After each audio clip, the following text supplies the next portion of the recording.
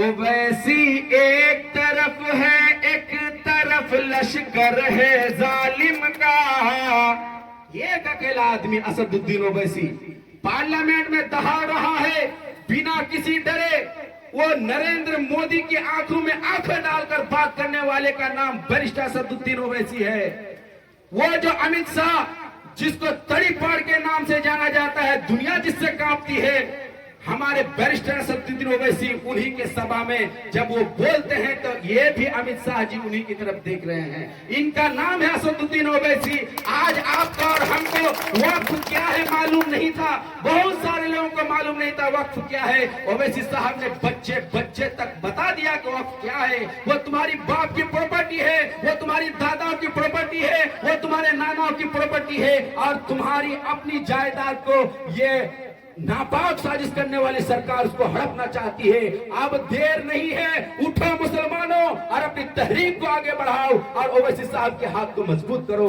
آپ نے دیکھا ہے کہ پارلیمنٹ میں اسد الدین اویسی صاحب جب ہمارے شریعت کے خلاف بل لایا گیا، 3 طلاق کا بل پاس ہو رہا تھا، ایک اکیلا آدمی چاروں طرف سارے کے سارے ایم پی خاموش چپ چاپ بیٹھے ہوئے ہیں.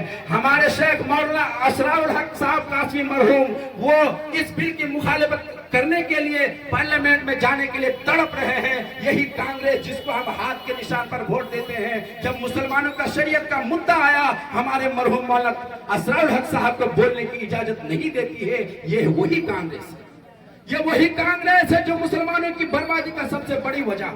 اویسی ایک طرف ہے ایک طرف لشکر ہے ظالم کا. چاروں طرف ظالم بیٹھا ہوا ہے. اویسی ایک طرف ہے ایک طرف لشکر ہے ظالم کا. یہ 2 مرضی تمہاری ہے، جدھر چاہو ادھر جاؤ. یہ 2 مرضی تمہاری ہے، جدھر چاہو ادھر جاؤ. مگر ایک بات کہتا ہوں سنو اے للیا والو، غلامی سے جو بچنی ہے تو مجلس کی طرف آؤ. غلامی سے جو بچنی ہے تو مجلس کی طرف آؤ. جدھر دیکھو ادھر نفرت کے ٹھیکیدار بیٹھے ہیں. کہاں تالیاں؟ جدھر دیکھو ادھر نفرت کے ٹھیکیدار بیٹھے ہیں.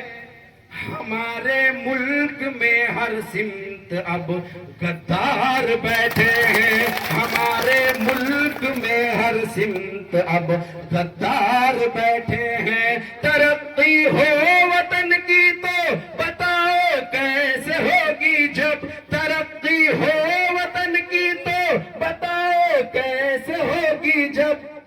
یہاں پر چور ہی بن کر کہ چوکیدار بیٹھا ہے. یہاں پر چور ہی بن کر کہ چوکیدار بیٹھا ہے. بہت بہت شکریہ.